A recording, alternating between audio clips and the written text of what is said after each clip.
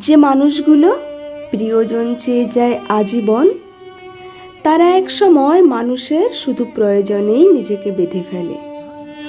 আমি এটার নাম দিয়েছি ভালোবাসার অপর পিঠ। ধরতে পারো ব্ল্যাক হোল, যেখানে সবকিছু শুধু ডুবে যায়, ধরে রাখা যায় না, ধরে রাখার চেষ্টা নেই, হারিয়ে যাওয়াই যেন স্বভাব।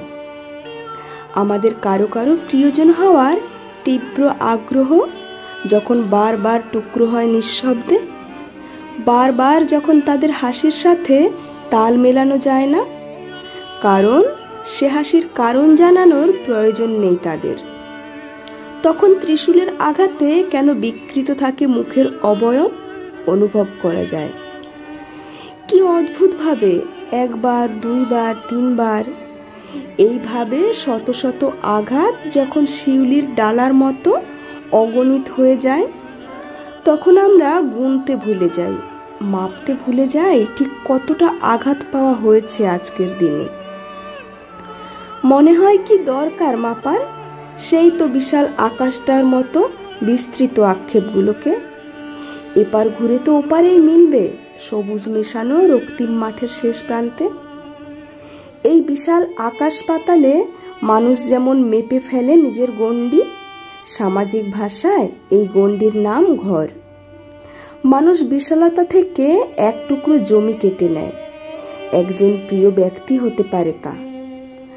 আমরা যেমন নিজের ঘর ছাড়া অন্য কারো ঘরে কি হলো কি হলো না এই নিয়ে মাথা ঘামানোকে এক্সট্রা মনে করি, তখন মানুষ ঠিক তেমন অন্য কেউ তাকে প্রিয়জন বানালো নাকি প্রয়োজন বানালো তাতে কিচ্ছু যায় আসে না ভাবে।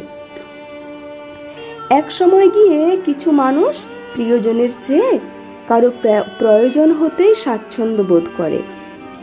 এই পর্যায়ে আমি নাম দিয়েছি জিরো এক্সপেকটেশন টার্ম, যেটাতে আমি নিজেকে রাখি আজকাল। এটার মধ্যে এক ধরনের প্রশান্তি না থাকলেও শান্তি থাকে। যেমন আপনি কাজকে যদি প্রয়োজন ভাবেন, ডিউটি টাইম শেষ, সবকিছু মাথা থেকে শেষ। কিন্তু প্রিয়জন ভাবলে আপনার রাতের ঘুমও হারাম। কত মানুষ আপনার সামনে আসছে রোজ হাসি মুখে, কথা বলে যাচ্ছে, আপনার তাদের মনে রাখার দায় নেই, কিন্তু যারা আশা রাখে তাদের প্রতি আপনি দায়বদ্ধ। মানুষের প্রিয়জন না হয়ে প্রয়োজন হলে মনে রাখার দায় থাকে না, পালা করে অভিমানের ভার থাকে না, রোজ নিয়ম করে খবর রাখার চেষ্টা থাকে না, খবর না রাখলে সম্পর্ক খারাপ হওয়ার ভয়ও থাকে না, বিপদে পাশে না পাওয়ার আক্ষেপ থাকে না। আমার কাছে আজকাল প্রিয়জনের চেয়ে প্রয়োজন হওয়াটা স্বস্তির কারণ লাগে।